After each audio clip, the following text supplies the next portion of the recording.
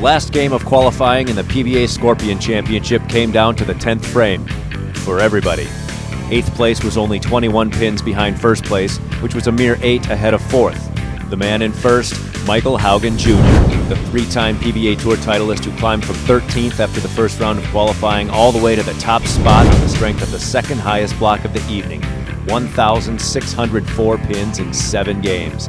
In classic quiet Haugen fashion, he put the ball in the pocket, knocked down all the pins, walked back to the ball return, and did it again. Okay, here's Mike Haugen.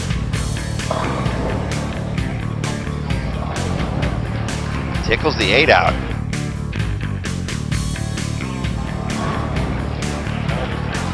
Front 4 for Haugen.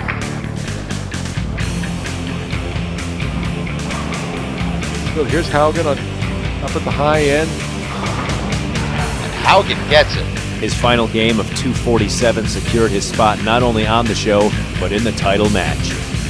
Scott Newell, the 2nd seed and himself a PBA Tour champion, was one of 2 bowlers to begin and end the evening round of 24 inside the top 4. When he saw just how precarious any spot on this show would be, he decided throwing strikes was his only option.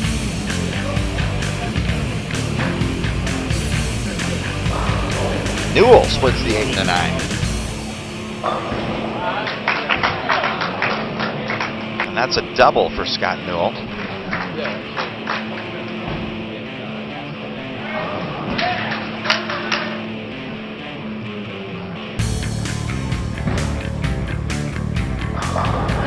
As you can tell, Scott Newell likes throwing strikes. His barrage moved him up 1 spot from his morning positioning, putting him firmly onto the show with a chance for his 2nd PBA Tour title. Qualifying 3rd is Martin Larsen, who came all the way up from 20th place to grab a spot on this show. Larsen's 16.26 was the high block of the round of 24, and often, when you bowl better than everybody, you get rewarded.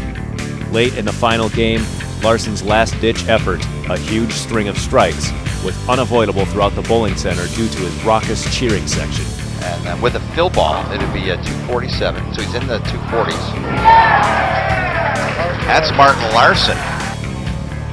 Hess at 379. He can. That is a max.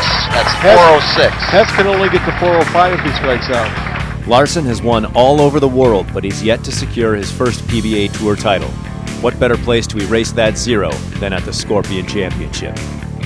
4th seed Tom Hess, a PBA Tour major champion, spent almost the entire 7th game jumping into and out of the show. It's not that he wasn't striking, it's that everyone else was striking too.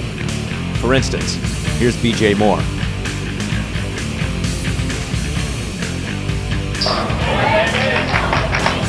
And Tom Doherty.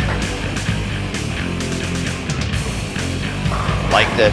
Oh yeah, there's a little chirp on a Doherty. And Brian Valenta. Jones in at 404, Newell in at 409, Larsen in at 406. Max has to get his 405. All 3 of those bowlers missed the cut by 13 pins or fewer, and this man, Tommy Jones, missed by a single pin after leading most of the day. Oh my! Tommy cut the 4 in front of the 9. All the while, Hess battled to maintain his 4th position, and it culminated the way bowling should. Hess, up in the 10th frame, needing a strike to jump over Moore and Jones to make the show. Hess is back in. Hess is back in because of Moore. Hess can jump in. Hess was never out. No. And he did it. Boy, he's excited. Look at that. I love that. I love emotion. The final animal pattern event of the 2014 World Series gives us 47 feet of slick oil. The sheer volume can lead to confusion, frustration, and even devastation. Tom Hess, Martin Larsen, Scott Newell, Michael Haugen Jr. For the full qualifying rounds that led to this point, visit the Extra Frame archives, which are always available on demand. Point your television to ESPN at 1 p.m. Eastern Time on Sunday, January 4th, to find out who walks away with the hardware at the 2014 PBA Scorpion Championship.